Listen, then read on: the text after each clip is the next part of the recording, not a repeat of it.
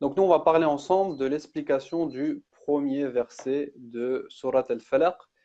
Et vous allez vous rendre compte que beaucoup d'entre nous ignorent le véritable sens de ce verset. ربنا يا ربنا ربنا يا ربنا ربنا يا ربنا ربنا يا ربنا ربنا يا ربنا.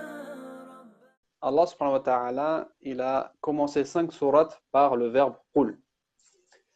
Il a commencé Surat Al-Jinn, Surat Al-Kafirun, Surat Al-Ikhlas, Surat Al-Falaq et Surat Al-Nas. Ce sont les 5 sourates qui commencent par le verbe à l'impératif, faire l'amr, comme l'a dit Mourad, qul. Et le qul, donc, il s'adresse au prophète sallallahu alayhi wa sallam, mais il y a une règle dans le tafsir, c'est que tout ordre qui est adressé au prophète sallallahu alayhi wa sallam est également adressé à la communauté, sauf s'il y a une particularité ou une précision que cet ordre-là est spécifique au prophète sallallahu alayhi wa sallam, comme l'ordre de prier la nuit. Le fait de prier la nuit était une obligation pour le prophète sallallahu alayhi wa sallam, alors que pour nous, c'est un acte fortement recommandé. Donc, quand tu récites qul, il faut que tu te dises que Allah subhanahu wa ta'ala, il s'adresse à toi. Il te dit, dis. Et les savants, rien que de juste ce mot, de lettres, qaf, lam, ils nous sortent plein d'enseignements. La première chose, ils nous disent, comme c'est un ordre d'Allah au prophète sallallahu alayhi wa sallam, ceci nous prouve que le Coran est la parole d'Allah et n'est pas la parole du prophète sallallahu alayhi wa sallam. Pourquoi? Ça, c'est une réponse à ceux qui prétendent que le Coran, c'est la parole du prophète sallallahu alayhi wa sallam. Pourquoi le prophète sallallahu alayhi wa sallam, si le Coran viendrait de lui, se dirait à lui-même qul?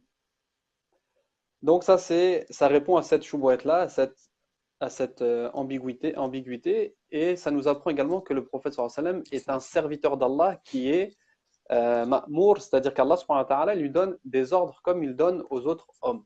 Le prophète sallallahu alayhi wa sallam, il n'est pas en dehors des ordres. Le prophète sallallahu alayhi wa sallam, il est également ordonné de faire des choses, et notamment de transmettre le Coran et de demander, de chercher, de rentrer en protection auprès d'Allah subhanahu wa ta'ala. Également, les Arabes, ils utilisent le mot qul en début de phrase pour interpeller, pour montrer que ce qui va venir après est important. Donc le mot qul sert également à ça. Et dernière chose, c'est que lorsqu'une sourate ou un verset, parce qu'il y a certains versets qui commencent par qul également, lorsqu'un verset commence par qul, c'est souvent en réponse à une question. Le prophète sallallahu alayhi wa sallam, soit il se pose une question lui-même, c'est le cas pour Surat Al-Falaq, ou soit on lui pose une question et le prophète sallallahu alayhi wa sallam, il attend la révélation d'Allah subhanahu wa ta'ala pour répondre. Et là, comme je vous ai dit précédemment, le prophète sallallahu alayhi wa sallam, il cherchait un moyen de rentrer en protection auprès d'Allah subhanahu wa ta'ala, et Allah subhanahu wa ta'ala, donc il répond à cette question en lui enseignant al-isti'adha. Dit, dans la traduction, on peut lire « Je recherche la protection auprès d'Allah. Je recherche la protection. » Et ça, c'est une erreur de traduction parce qu'il y a une différence entre le fait de chercher la protection, qui est al-isti'adha, et donc Allah subhanahu wa ta'ala, il aurait dit ista'id, il aurait donné l'ordre euh, de demander la protection. Et il y a une différence entre donc de demander la protection et de rentrer en protection. A'udhu, c'est vraiment le fait de rentrer en protection. Ce n'est pas de demander la protection auprès d'Allah. Donc, dans la traduction, il est plus correct de dire dit j'entre en protection auprès du Seigneur de Al-Falaq. Et on utilise le verbe a'udhu, al-masdar c'est iyad, lorsqu'on demande protection contre une chose invisible. Lorsqu'on demande protection contre une chose visible, dans le Coran, c'est plutôt le verbe agirna, par exemple. On nous demande préserve-nous de l'enfer. Agirna minan nar, par exemple. Donc, a'udhu, et tu rentrer en protection contre une chose invisible, une chose qui n'est pas palpable. Ensuite, vous avez dans la traduction, donc également, Rabbil Falaq.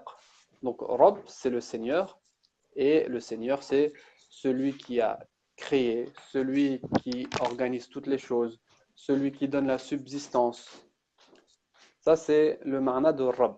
Et Rabbil Falaq, on a dans la traduction, Al-Falaq, on le traduit, ou il est traduit souvent par l'aube naissante. Il faut savoir qu'il y a deux sens à propos de ce mot en arabe. Il y a un sens général et un sens particulier. On va commencer par le sens particulier parce que c'est le sens le plus connu et c'est le sens sur lequel la majorité des savants se sont mis d'accord. Donc c'est vraiment l'aube naissante, c'est-à-dire lorsque vous avez une nuit obscure vers la salat al-fajr et après le fajr, qu'est-ce que vous avez? Vous avez l'aube qui commence à sortir. Et donc on a la lumière qui vient transpercer cette obscurité. Donc c'est cette image qu'il faut voir. Lorsqu'on demande la protection auprès d'Allah subhanahu wa ta'ala, qui est le Seigneur de l'aube naissante, c'est qu'on demande la protection auprès de celui qui fait sortir la lumière de l'obscurité. Et donc, dans cette image-là, les savants ils nous expliquent qu'il faut il faut comprendre la notion d'optimisme et d'espoir. Malgré que tu aies des gros problèmes, malgré que tu sois dans une obscurité la plus totale, dans les ténèbres, sache que celui qui vient avec la lumière du jour va venir avec la solution à tous tes problèmes. Donc ça, c'est la première signification, c'est qu'on demande, enfin, on rentre en protection auprès du Seigneur de l'aube naissante, celui qui fait jaillir la lumière d'une obscurité la plus profonde. Ensuite, il y a un sens qui est expliqué par les savants également et qui n'est pas contraire à ce sens-là, mais qui est plus général. Et en fait, c'est al-falaq également, c'est la déchirure. C'est une fissure. Allah subhanahu wa ta'ala, par exemple, il nous dit Inna Allah falikul habbi wan nawa. Donc Allah subhanahu wa ta'ala, c'est celui qui fend la graine et le noyau. Et les savants ils nous expliquent que par ce mot-là, al-falaq, la déchirure, la fissure, il faut comprendre le sens général qui est toute la création. Donc de chercher la protection, d'entrer dans la protection du Seigneur de la création. Pourquoi? Parce que toute la création vient de ce phénomène de la déchirure, de ce phénomène d'une fissure. Allah subhanahu wa ta'ala nous dit donc dans Surat Al-Anbiya, les prophètes, dans le verset 30, il nous dit « Ceux qui ont mécru n'ont-ils pas vu que les cieux et la terre formaient une masse compacte ?» Donc le début de la vie, c'était une masse compacte. Ensuite, nous les avons séparés. Donc il y a ce phénomène de déchirure, de fissure. Et fait de l'eau, toute chose vivante, ne croiront-ils donc pas. Donc toute naissance vient de ce phénomène de al-falaq, de la déchirure, de la fissure. Et Allah subhanahu wa ta'ala, il nous dit, comme je vous ai cité dans le verset précédemment, c'est Allah qui fend la graine et le noyau. Il dit également donc faliqul isbah, donc c'est celui qui fend également l'aube. Et donc les savants ils expliquent que toute création, le début de toute création sort d'une fissure ou de ce phénomène de al-falaq. Ils prennent l'exemple, un œuf, pour qu'il donne vie, qu'est-ce qu'il y a? Cet œuf-là, il se casse, il se fissure pour que le poussin il puisse sortir, ou pour que tout animal qui vient d'un œuf puisse sortir. Il parle également du spermatozoïde. Pour qu'il rentre dans l'ovule, il fait quoi? Il fait une fissure, il se crée un chemin, il fait une déchirure. Il y a également la graine, lorsqu'elle sort de la terre. Une graine, elle s'ouvre, ensuite elle fissure la terre pour pouvoir sortir. Donc tout ce qui est la base de la vie vient de ce phénomène qui est al-falaq, donc qui est la déchirure et la fissure. Donc c'est comme si le verset renvoyait à j'entre en protection auprès du Seigneur de la création. Et comme je vous dis, ça c'est le sens général qui n'est pas opposé au sens particulier qui est al-falaq, donc ce phénomène de fissure de la lumière du jour qui vient transpercer l'obscurité de la nuit. Et voilà ce que disent les savants. Donc on se doit de transmettre cette parole-là, que lorsque on a peur des dangers externes, et on va expliquer quelle sorte de danger, on se doit d'entrer en protection auprès du Seigneur de la création, auprès du Seigneur de l'aube naissante.